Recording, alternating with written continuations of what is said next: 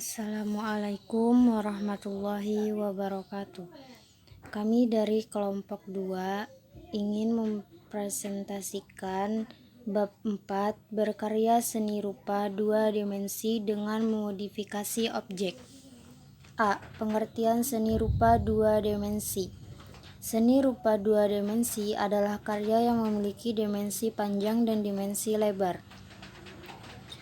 Keluasan bidang datar dari panjang dan lebar itu oleh perupa digunakan untuk membuat lukisan, gambar, desain, dan karya-karya grafis yang hanya dapat diamati secara sempurna dari arah depan.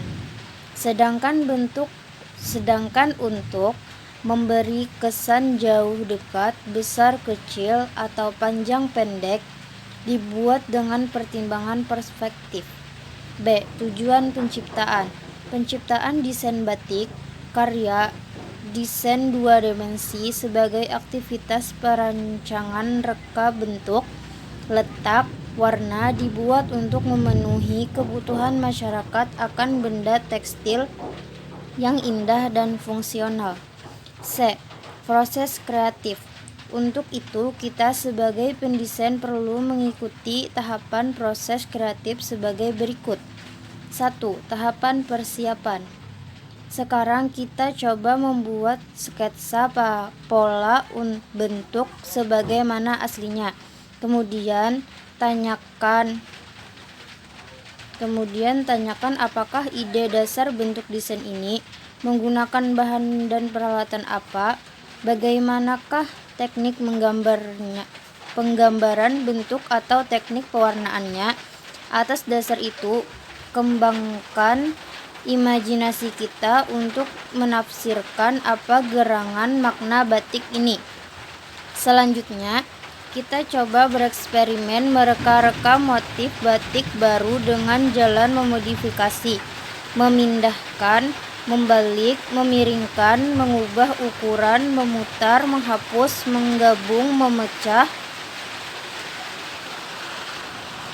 mendistorsi motif tersebut dengan tujuan untuk menghasilkan desain yang lebih artistik,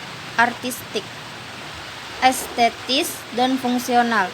Jadi hendaknya jangan sampai desain batik yang kita buat lebih jelek daripada desain motif aslinya.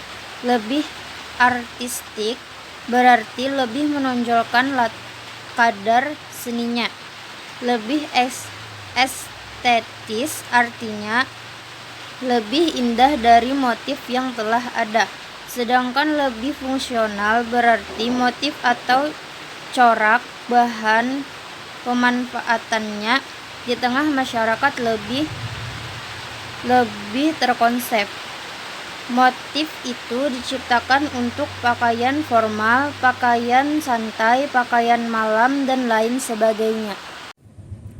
2. Tahap elaborasi.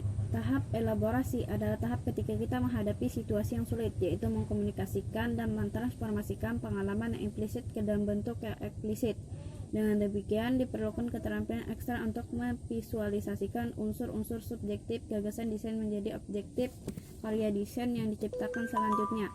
Berdasarkan sketsa awal atau tahap persiapan, kita mengembangkan dengan membuat sketsa-sketsa alternatif sebagai karya eksplorasi, minimal 3 karya sketsa.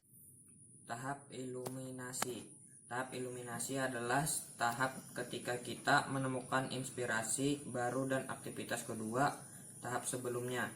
Ini adalah hasil perpaduan antara kekuatan intelektual, intuisi, dan kepekaan batin dalam mewujudkan desain batik baru dan inovatif. Proses kreasi memodifikasi ini datang bagaikan cahaya yang tiba-tiba, sering disebut ilham, yang memberikan pencerahan, pemahaman atau pengertian atau desain batik yang diciptakan. Kemudian pilihlah satu sketsa yang terbaik. Kerjakan di atas kertas gambar menggunakan pensil, sketsa, dan cat air atau akrilik. Kamu juga dapat menggunakan bahan lain yang tersedia di lingkungan belajar atau lingkungan tempat tinggalmu. 4. Tahap vertifikasi.